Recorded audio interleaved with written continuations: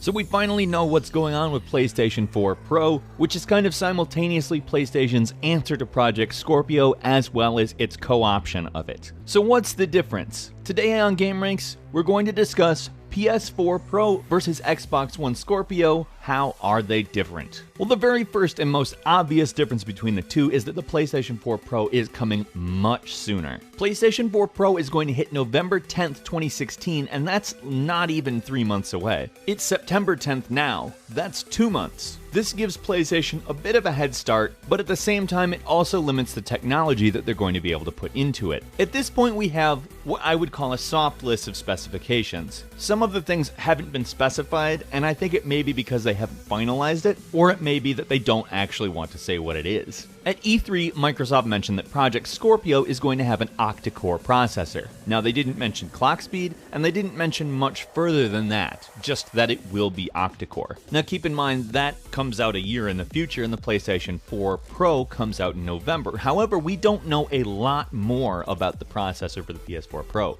The PS4 Pro is also going to have an octa-core CPU, although if we're going sheerly on number of processors, this is a good spot to illustrate how different a year can make it, because guess what? The original PlayStation 4 also has an octa-core processor, and so does the Xbox One and the Xbox One S. And it's also been confirmed that it's going to be an x86-64 Jaguar. Obviously, as far as structure, is very, very similar to the PlayStation 4 regular processor. Because of this similarity in architecture, as well as some educated guesses by tech evaluators, a lot of speculation is placing each of these cores at 2.1 GHz, which is certainly higher than the PlayStation 4's. The original PlayStation 4 clocks in at 1.6 GHz on each of the various processors. Also, on paper, it could not really mean a lot. Depending on how it's utilized, if Project Scorpio's processors aren't really a lot higher than 2.1 GHz, it may not be that different. The Xbox One, for instance, has a 1.75 GHz octa-core AMD CPU compared to PS4's 1.6 GHz octa-core AMD CPU. In a lot of cases, the PlayStation 4 works better. And there's a lot of different reasons for this, but there's probably a reason they aren't releasing specific numbers for either the PlayStation 4 Pro or Project Scorpio, on account Sony is very likely not exactly sure what they're competing with, and Microsoft probably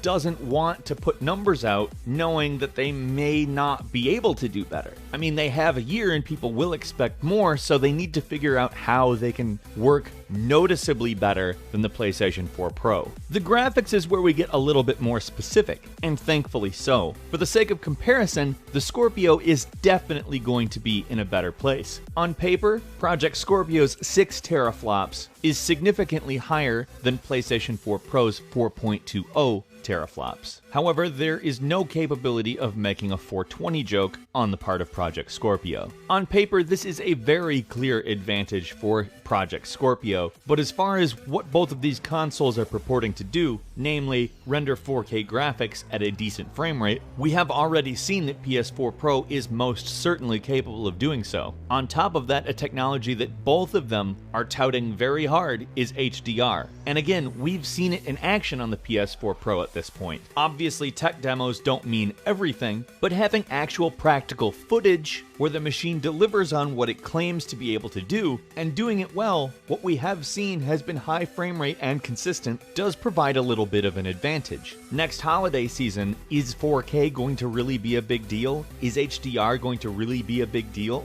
Certainly Sony will be saying, so what? We've been doing that for a year. Why haven't you? Which is actually a fairly valid argument. Will the extra 1.8 teraflops of graphics processing power actually be a significant enough improvement once again to make a noticeable difference? Well, let me just say this, I hope so, because I'm not in it for a brand, I'm in it for the better console. I really want stuff to work better. But what we've seen, especially with the current machines, is that numbers on paper don't necessarily translate. It's utilization. So by default, we have to say that Project Scorpio is better, most likely on both a CPU and a GPU front, but until we put one in our hands and actually play it, in comparison to a game that is also out on PlayStation 4 Pro, it's really going to be up in the air. And a year is a very long time for something to be up in the air. One of the advantages that PS4 has had throughout this generation is that the RAM it uses is GDDR5 RAM, while the RAM that the Xbox One uses is GDDR3. Now it's the same amount, 8 gigabytes, but as far as bandwidth, GDDR5 provides a better result. This was not upgraded in the Xbox One S, which still uses GDDR3, but Project Scorpio is going to make the jump to GDDR5. Now, whether or not they stick with 8, there's really no way to say, but it'd be absolutely crazy for them not to jump to GDDR5.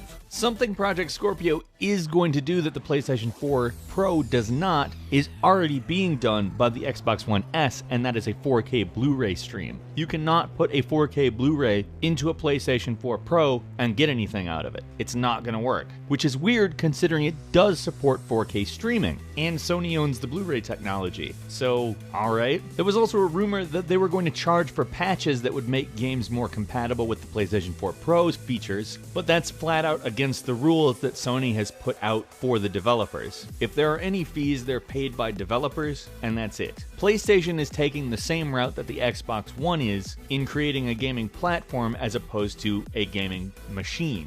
Games are made to be compatible with both the PlayStation 4 and the PlayStation 4 Pro, just as Xbox One games are meant to be compatible with Project Scorpio, and vice versa. You're not allowed to make a game that will only play on one of the consoles. Hopefully this is being done with the intent of outmodding backwards compatibility, that it's never an issue again, and that everything can be ported to the current format and just let us play it forever. Just let me have it, okay? Can I have it? Can I have the game? Thanks. PS4 Pro is going to cost you $399 in North America and $349 in the UK. There's no definitive pricing announced on Scorpio, but currently the Xbox One S sells for $299, $349, and $399 depending on which level you buy it at, 500 gigabytes, a terabyte, or 2 terabytes. PS4 Pro is only coming in a terabyte model. Again, we don't have information on what Scorpio will come with, but I would suspect not much difference. If you're into VR, that's probably going to be where you're seeing the biggest difference between the two. The PSVR is a pretty powerful machine, and the most likely reason for the PlayStation 4 Plus existing and coming out a year earlier, but Microsoft revealed that Scorpio is going to actually be capable of running higher res VR devices and ones that aren't proprietary, like the Oculus Rift and the HTC Vive, which both run at significantly higher resolutions than the PSVR. How much that matters does kind of remain to be seen, and I think that's kind of both of these companies' focus as to why they're making these consoles. That and moving over to the idea of Xbox and PlayStation being gaming platforms, rather than each new generation being a new gaming platform. In a way, they're both kind of going the iPhone route, in that they upgrade it, but it's compatible with all of the iPhone technology. That is, until it's absolutely impossible to run new things on the old hardware, but in theory, backwards compatibility is, from now on, going to be a standard feature, which I like. So now it's time for you to weigh in. What exactly do you think about these two new updates to the consoles, and do you think that Sony's year-long head start is going to give them a distinct advantage, or do you think Microsoft's better hardware is going to give them a distinct advantage? Let's meet in the comments. I'm interested in your opinion, and if you enjoyed this video, please click like. If you're not subscribed, now's a great time to do so. We upload brand new videos every single day of the week, and the best way to see them first is, of course, a subscription. As always, we thank you very much for watching this video. I'm Falcon. You can follow me on Twitter @FalconTheHero, and we'll see you next time right here on Game Ranks.